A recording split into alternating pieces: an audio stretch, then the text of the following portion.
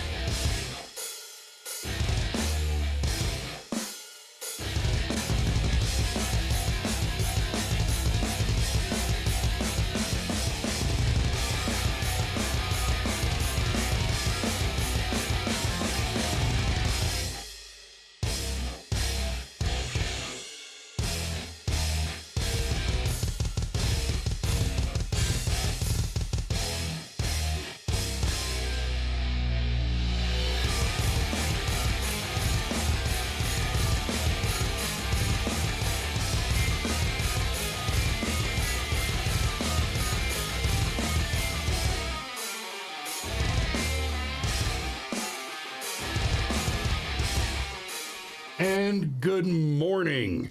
And the wife asks, "How's the new coffee pot?" Okay, it's working good. So it's Firearms Friday. This particular Firearms Friday is a little special, a little different. So I'm going to open up with story time, and we're going to have fun. Let's see. Oh, look at that. Two different scumbags swinging at me right off the bat from Twitch, trying to sell me followers. So the ban hammer has been swung. We are a free speech channel, and we adhere very, very strictly to the spirit of the First Amendment, which I might remind you is a restriction on government, not on me. So while the Congress may make no law suppressing your right to free speech, I do not have to put up with your bullshit on my channel. So no, I will not be tolerating any of that sell me followers nonsense. Now, outside of unwanted and obnoxious solicitations, the chat is pretty free until we're dealing with a troll who's getting into the territory where the obvious intent of the troll is to harm the channel, is to cause the algorithm to get us thrown off of one or more platforms. Right now, at that point, I'm gonna swing the ban hammer. Come on here and call me an idiot and argue with me. Do that all you want. You know, come in and make fun of my white beard, or we've had people pop in the chat while Cameron was on the show with me and crack jokes about us being, since the kids are watching, I'll phrase it delicately, involved. And, you know, those are punches we could just roll with, crack jokes, have fun, or even make serious, credible arguments with. But like Sergeant Major says, free speech is also hard mode. And in that vein, this is not a topic I had intended to discuss this morning. In that vein, I will go so far as to say the other thing that must be remembered is that while you are free under the law from being restricted by the law in your speech and expression, what you are not free from, and can never be free from, are the non-governmental consequences of your speech. And that's why what limits do exist are related to the appropriateness of time and manner and place, as well as the forbearance on what's referred to as incitement or fighting words. Now, that said, let's get to story time. Y'all know we bought a house. This morning is Tim Lowry. Hey, good to see you this morning.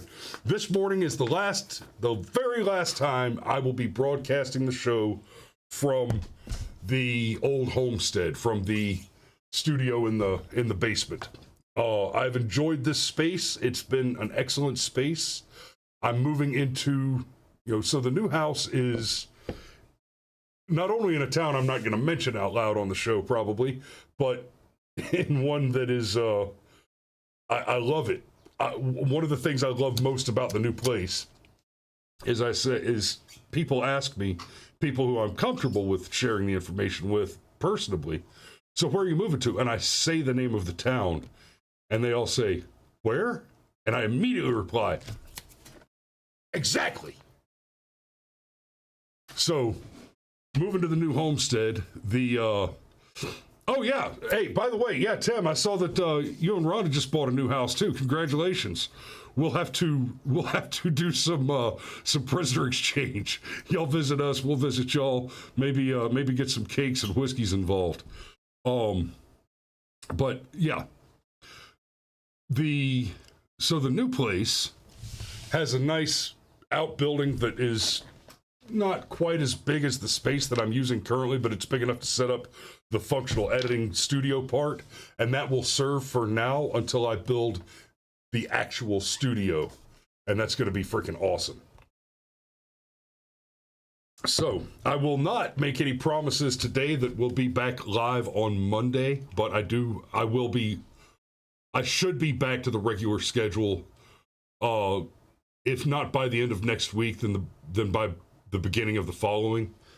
Still got to get the internet hooked up out there, and I gotta tear all this down, and I gotta pack up all 1, 2, 3, 4, 5 monitors and get everything mounted and reconnected, all the sound equipment and the microphones and all that.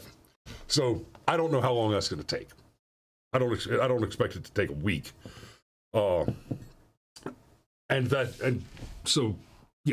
So this will be the last show from here. I had intended for my first thing this morning after the show to break this down, which I'm still going to do, but then to go straight out to the new place and start setting this up. But there were a couple of hiccups in there. So I contracted with, and I'm going to say the name of the company, because the thing that went wrong was no big deal, and I want to give credit where credit is due. I hired a crew from All My Sons to come and move us out, and so I let that moving crew handle all of our large, heavy furniture and a few smaller boxes of incidentals, like boxes of books. Because let me tell you something, books are heavy.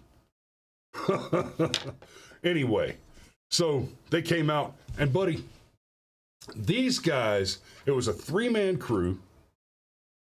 They got here at 9:30, and by 11 or 11:30 or so, they were done.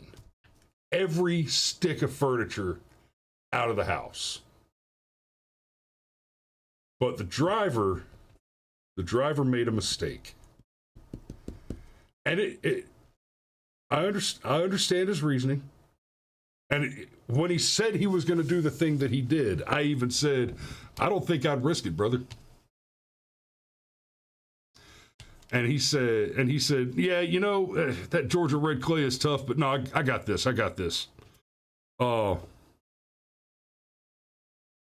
So the door that goes out of the basement where the studio is on the back of the house, not the side of the house. And so he tried to back around to the back door to unload, or to get everything out of here, which includes, the 200-pound personal massage chair that we refer to as the recovery pod. And he got his truck stuck. Great big old pink truck. And he got it stuck in the mud. And, ooh.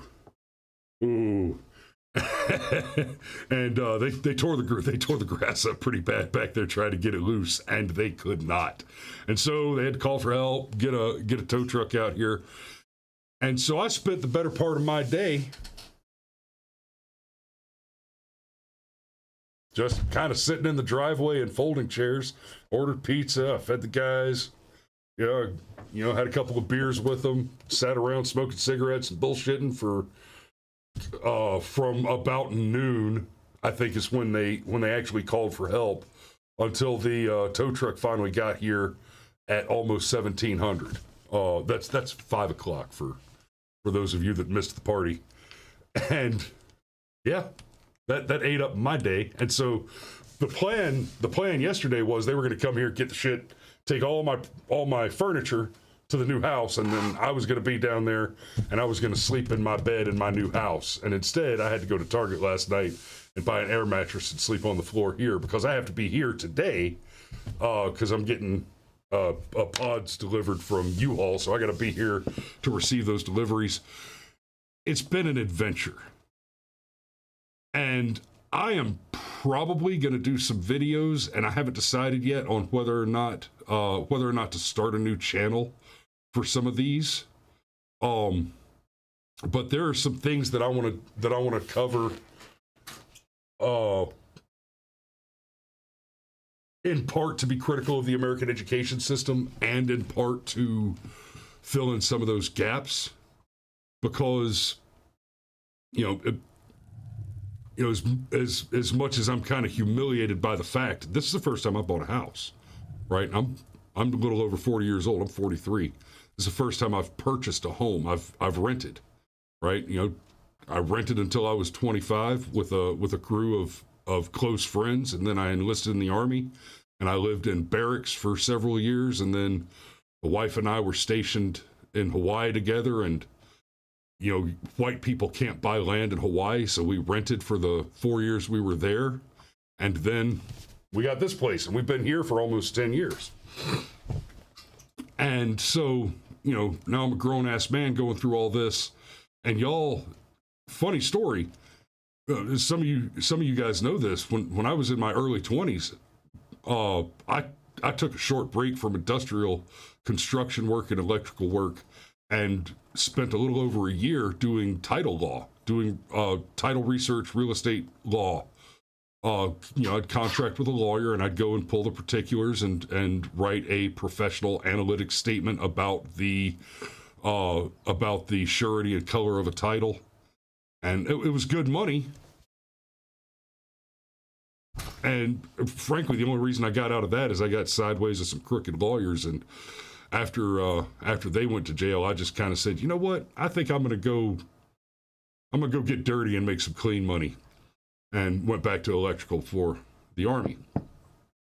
That said, the only reason I'm telling that piece of the story is I know a lot about real estate generally, about the law related to real estate, and a lot of sort of the periphery of that process. But there's a lot involved in the process of actually going through purchasing a home. And I mean, veteran, I used a VA loan, right? And there's even more to it. When you go buy a house, you go to close on that house, you're going to sit down with a lawyer and you're just sign a stack of paper about that thick. If you're a veteran and you do that, it's more than double that amount. I mean, literally, nearly a full 2/3 of the stack of paper we signed was related to VA regulations and requirements for the purchase of the home.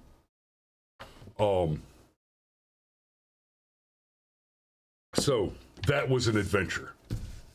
And there's stuff that you don't know until you need to know it. And it infuriates me. Okay, now I'm down a rabbit hole I hadn't even intended on, but guess what? I'm on no schedule here. Y'all got me for as long as I'm willing to keep talking or you're willing to keep watching. So I'm just kind of thinking out loud here. I would like to do some videos in part to fill the gap generally, in part, like I said before, to just be critical of the inadequacy, the utter inadequacy of the American education system. And because, frankly, in the process of doing these kinds of videos, that will be part of the homeschool education of my own children. Because I don't want my kids to graduate, to get a piece of paper that says the state recognizes that the education they receive from their mother and father is sufficient by the standardized and equalized whatever standards of the state government,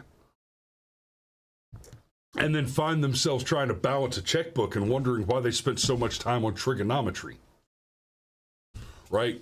Y'all, pro tip here, I just never happened to take trigonometry in high school or in college. I never took trigonometry. And I spent half a decade as an industrial electrician, where I learned trigonometry on the job, because a large part of electrical on the industrial side, for those of you who haven't done it or worked with it, you have to put the wires into pipes, and the pipes have to be installed on walls. Okay, you install the pipes first, then you pull the wire in. But to get the pipes there, you have to bend them in 90 and 45 degree angles. And when you bend them, one end, at least one end of the pipe has to be the correct length of pipe. That's what trigonometry's for. And in a professional capacity, right, I've had a few different serious professions over my long career. And that is the only one where I had to do any serious trigonometry, right? Now, in fairness, in the Army, I dealt with some ballistics numbers on occasion, but I wasn't a call for fire guy. Let me rephrase that. I was the guy that would call for fire. I was not the guy that would respond to a call by launching ordnance. So while I needed to know the math so I could relate the numbers, it wasn't my job to do the math usually. So, you know, I don't want my kids to have their time wasted on useless information that they're not going to enjoy studying.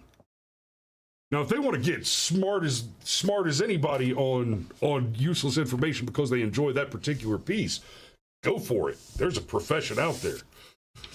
So, Sergeant Major says the only piece of paper that has value from a school is your bank statement. In fact, I would go so far, Sergeant Major, as to say that every piece of paper that comes from a school does in fact have a value. It's just that in the current education system, whether that's a high school diploma, GED, a master's degree, a bachelor's degree, or even a PhD, the value of that paper is negative, almost without exception. And I mean that in a very literal sense. If you have acquired, Danielle can probably vouch for me. If you have acquired any of those advanced degrees, especially, unless you are into an explicitly exclusive skilled trade set like medical doctor, and have been for many years, so that you've had enough time to pay down that debt, then what you have is a millstone that will continue to drag you toward your own knees until you have managed to turn it over. So, Sergeant Major says my MBA is in a box somewhere. I was going through papers a minute ago, and I came across my. It wasn't my associates from DLI. It was another certificate from. Oh, it was my certificate of admittance to the clandestine services from. You know, for safety's sake, I'm not going to say the name of that base. But it definitely gave me a chuckle. So, now,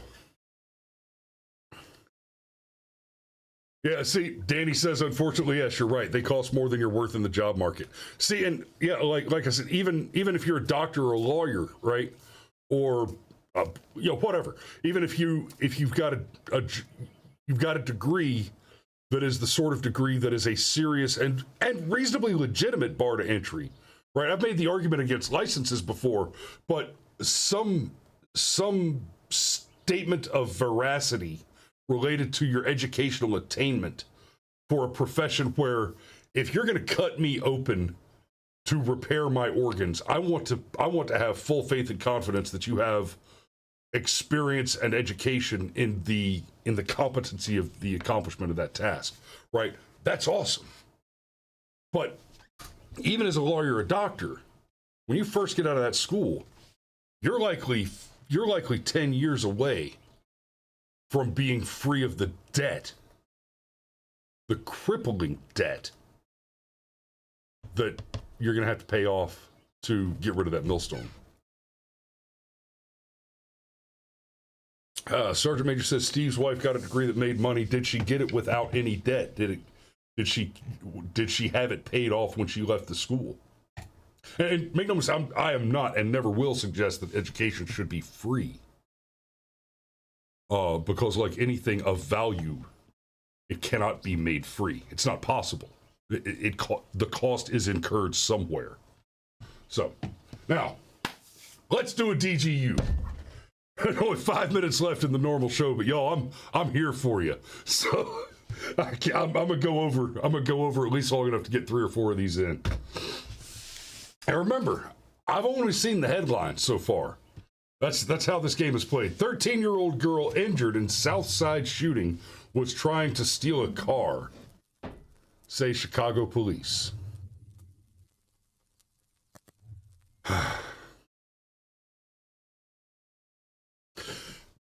So I was just saying the thing about the public education system. 13-year-old girl injured in the south side of Chicago, shot while trying to steal a car. I wonder, might you imagine that a public school and likely some cultural exposure play a significant influential capacity in this particular story. New details have emerged about a Southside shooting earlier this, they skipped a word there, that injured a 13-year-old girl. Chicago police say the girl was trying to steal a car when she was shot. The shooting happened, it was on Tuesday at around 7:49 in the morning in the 8200 block of South Commercial Avenue in the South Chicago neighborhood. According to police, a woman fired her gun at the girl and a 14-year-old boy when they tried to take her SUV. And both children are charged with the attempted theft. The 13-year-old girl was shot in the right side of her body, police said.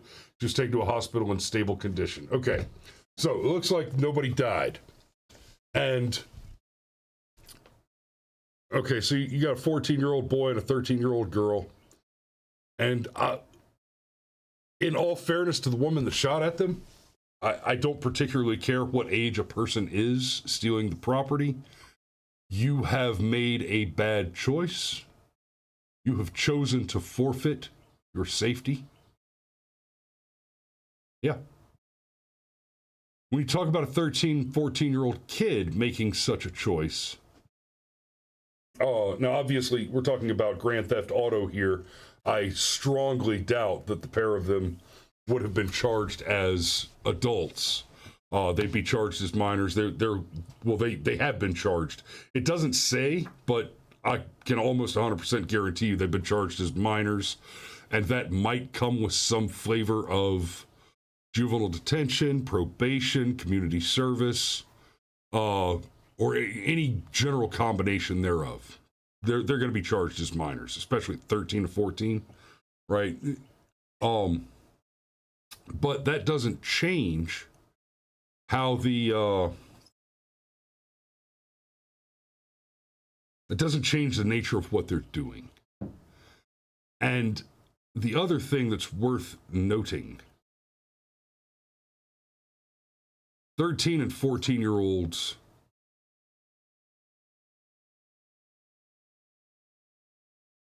it doesn't have a picture of the kids, so it's hard to say. Some 13-year-old children very much look like children.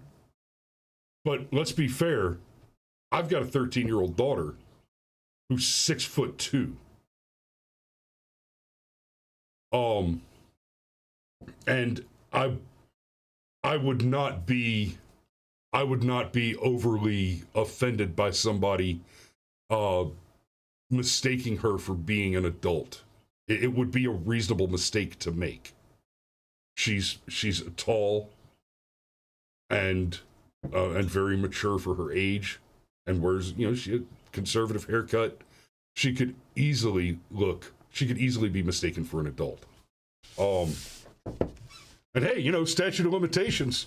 In all fairness, when I was 14, 15 years old, it wasn't terribly difficult to buy cigarettes.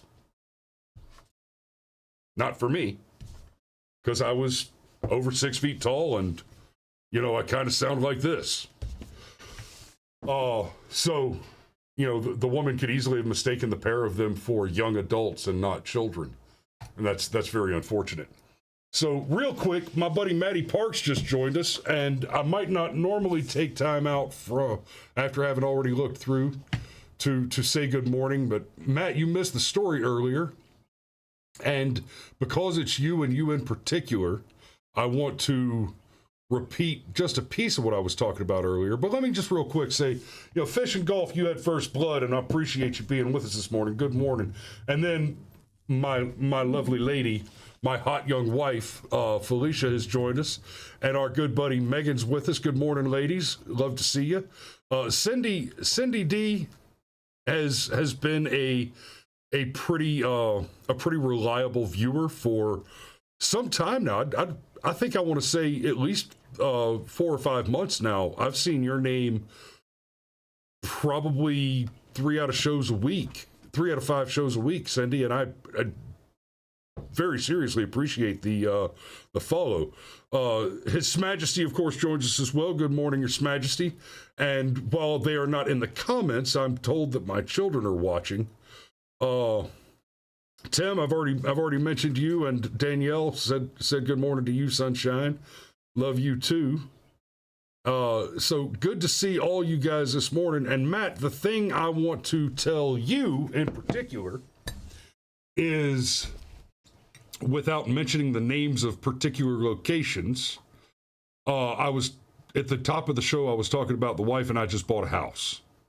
We picked up 8 acres somewhere, and you and I should touch base in the near future, because unless you've moved since the last time I knew where you were, which is granted a possibility, we are dramatically closer, and getting together for a cold beer might just mean a half hour of driving for each of us to meet in the middle somewhere. I'm gonna keep that in that brevity code for, but I think you've got what I'm putting down there. I think you're smelling what I'm stepping in. Right. So let's move on to the next one. Employee thwarts jewelry store heist as suspects shot in Montgomery County. It just says Montgomery County. It doesn't say Montgomery County what. This could be... Oh, I was about to say this. I think there's one of those in Georgia, and there's one of those in Alabama, and I think there's even one in Mississippi, but apparently there's one in Pennsylvania too. So thieves carve holes through walls to steal jewelry in Monterey County heist. A group of thieves who created an intricate plan to rob gems, jewels, and gold store in the Shoppers at English Village in Horsham early Wednesday morning were stopped in their tracks when police say an employee took action to defend themselves and the store.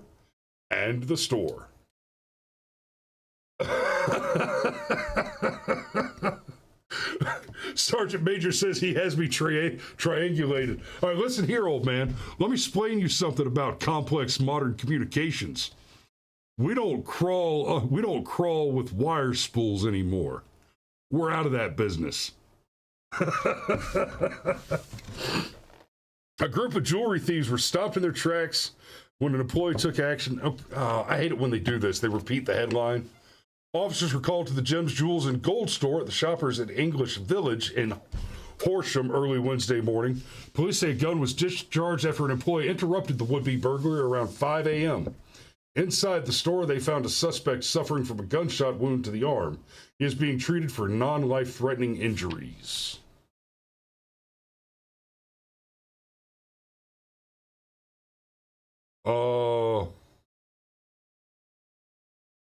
Okay, this is the rest of the story. Cool.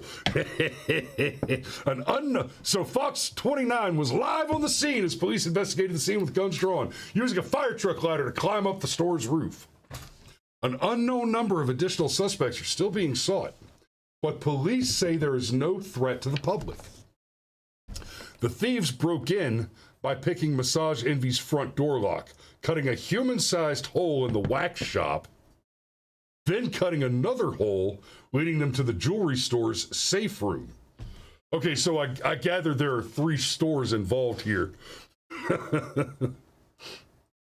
The devastating aftermath of the attempted robbery shows overturned furniture and floors littered with drywall debris from the massive holes cut in the walls. The incident left several neighboring businesses without electricity and many employees out of work Wednesday as they worked to clean up thousands of dollars in damage. The parking lot was reopened to the public around 7 a.m. So that's straight out of one of the, that's straight out of, White Collar and Neil Caffrey, man. That's funny shit right there. I mean, I gotta give these boys credit. That's taking some initiative, and hey, we're doing it at 5 o'clock in the morning. That's my time, baby. That's my time. That's when I'm up. FE says through 2 stores, man. That's dedication. Yeah, buddy.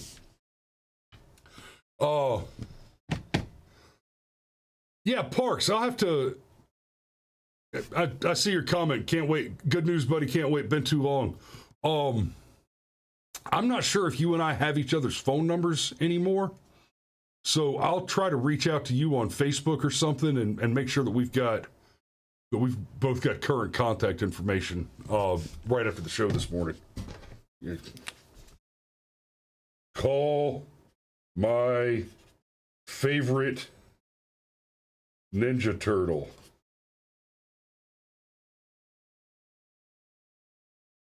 Done.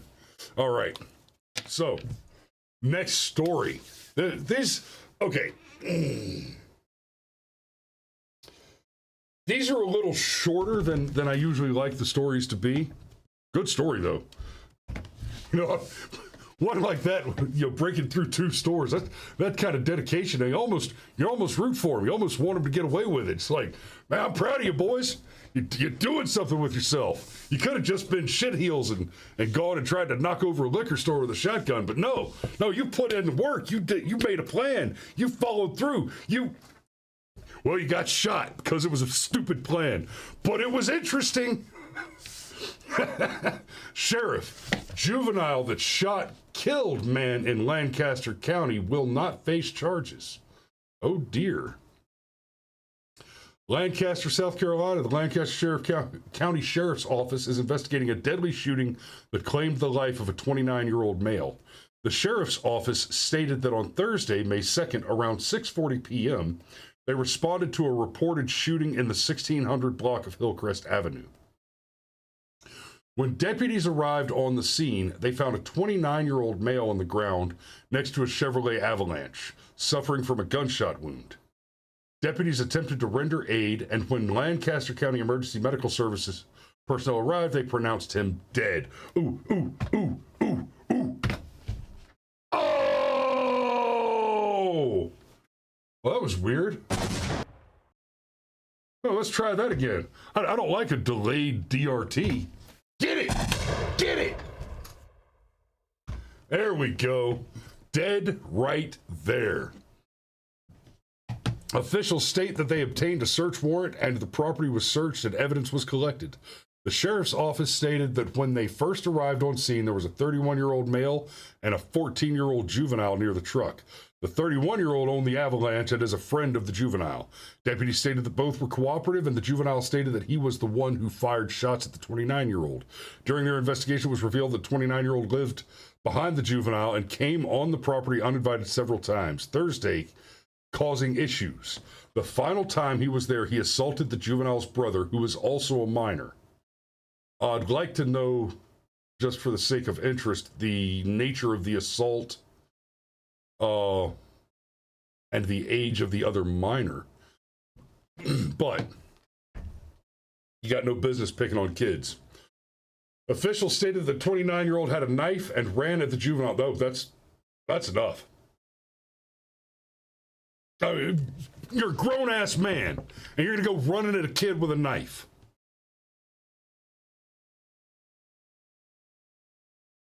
Now, this ain't hard. There's no kill like overkill. I got no pity for that son of a bitch. That's an easy one. The juvenile then grabbed a gun from the truck and fired at the 29-year-old. According to the sheriff's office, the juvenile will not be facing charges in connection with the shooting, and he was released to the custody of his mother. This was a tragic result from an unfortunate set of circumstances, said Sheriff Barry Fail. Based upon what we know from the investigation up to this point, the shooting was justified.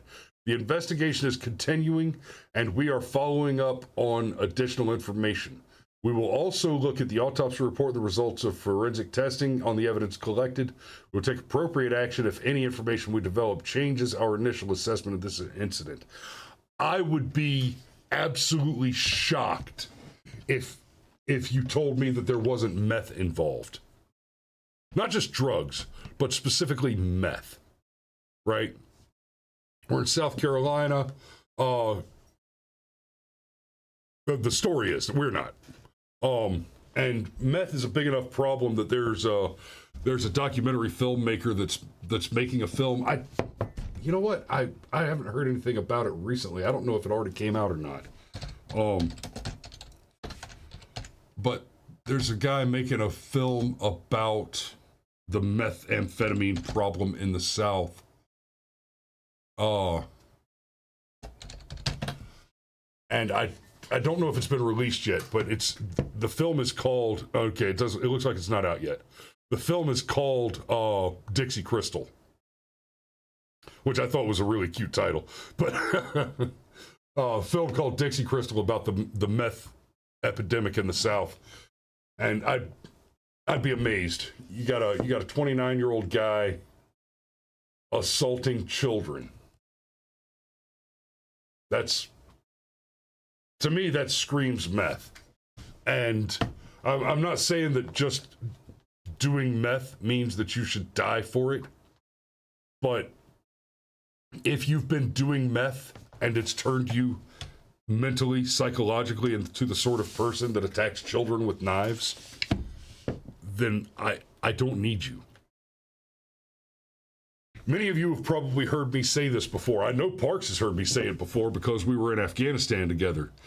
People will tell you to be tolerant, to be patient with people. And by a wide margin, yes, be tolerant and patient and polite and courteous to people.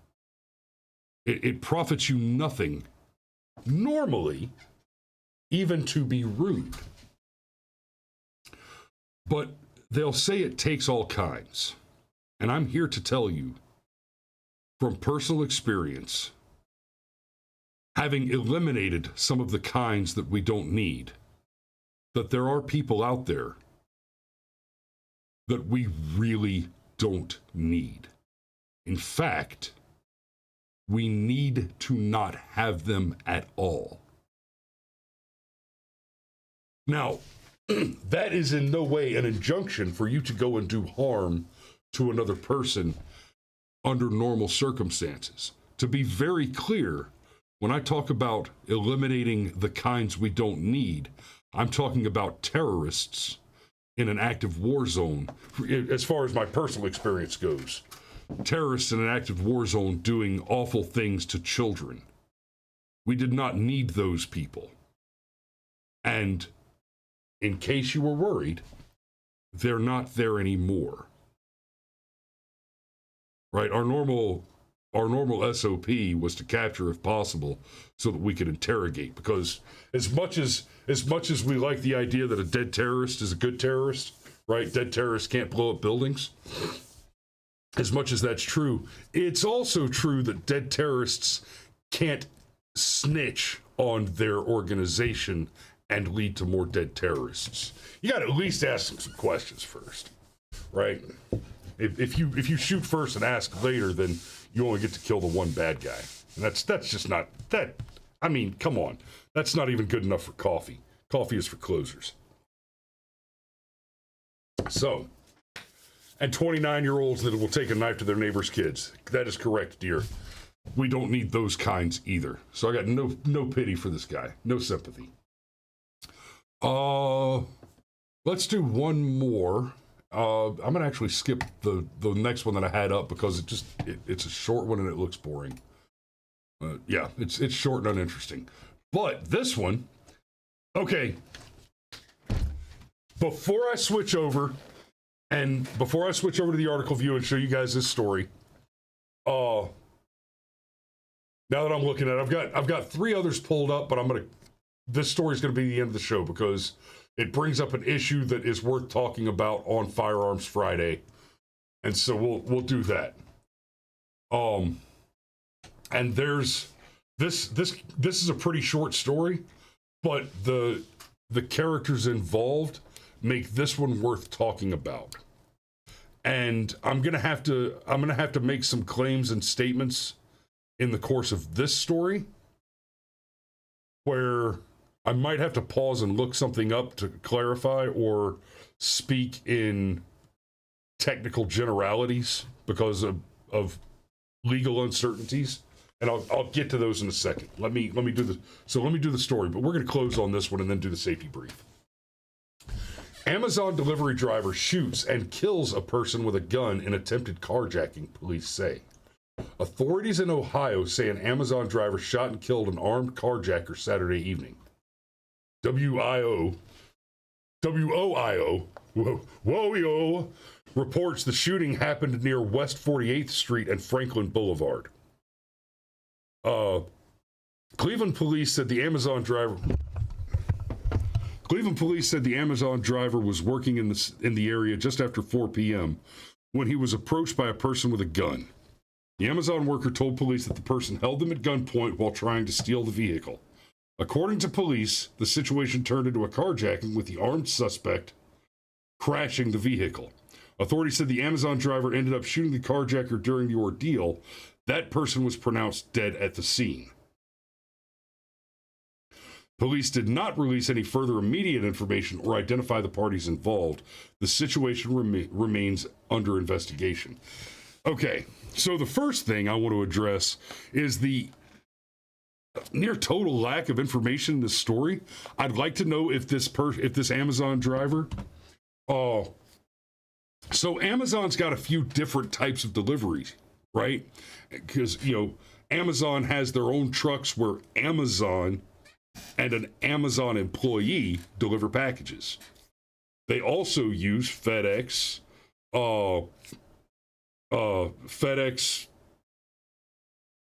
damn it, I can't remember the name. Oh, UPS and USPS, right?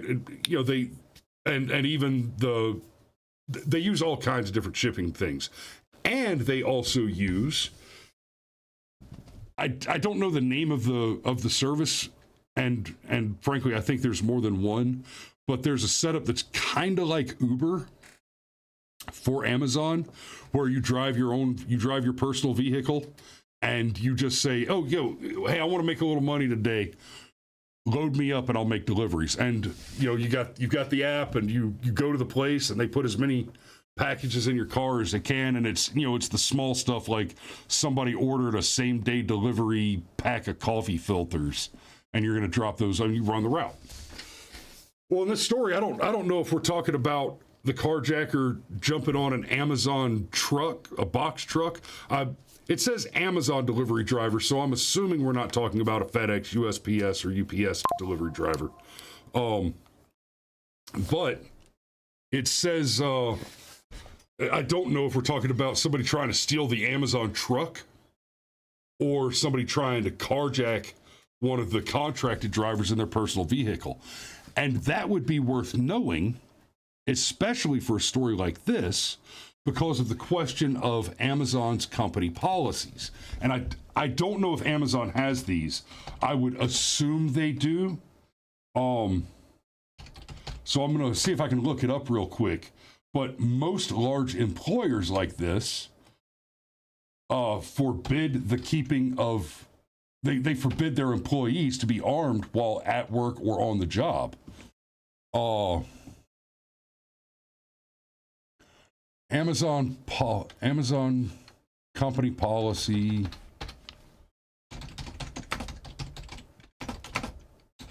on carrying a firearm.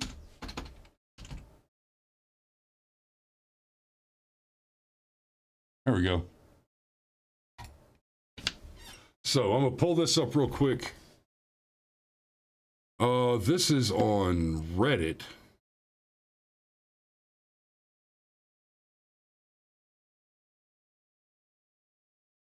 Amazon releases workplace safety update, July 26, 2023. The safety of our employees are our top priority, and we wanted to share an update to our programs and progress. Made and continue to make significant investments to ensure our workplaces are safe. From 2019 to 2022, we invested $1 billion in safety projects. We also offer our roughly 750,000 employees a starting average wage of $19 per hour.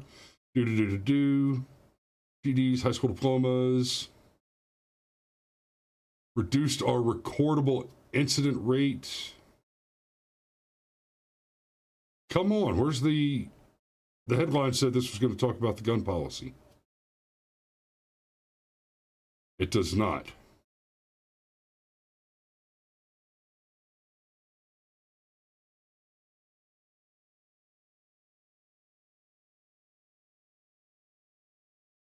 Ergonomic design, ergo pick.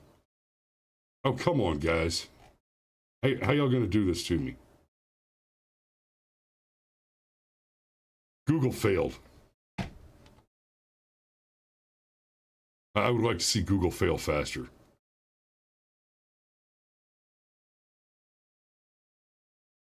Okay.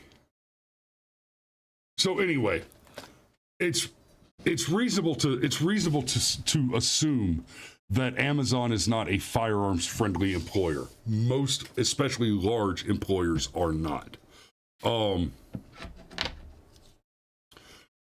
Park says most LTL shipping companies have a strict no firearms policy, and that is absolutely psychotic. Listen, the risk that you face as a delivery driver who's hauling a valuable cargo is piracy. Like, that's your, within the scope of your control, as long as you're not an outrageously bad driver. The thing you need to be worried about is piracy. That shit's happening out there. Disarming your employees is one of the few things I can imagine that is more morally reprehensible than declawing your cats or aborting your own children.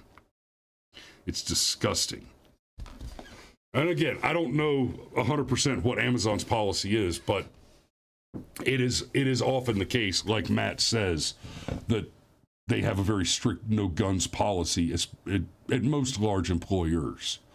And that is among the many reasons that I do not work for such large employers directly. I do contracts for them from time to time, but that's neither here nor there. Because when I'm on contract, she comes with me. She comes with me. That's just how we do. So, the safety brief. If you are not carrying a firearm, you are making a choice. And the choice that you are making is to surrender before the demand is even made. It really is that simple.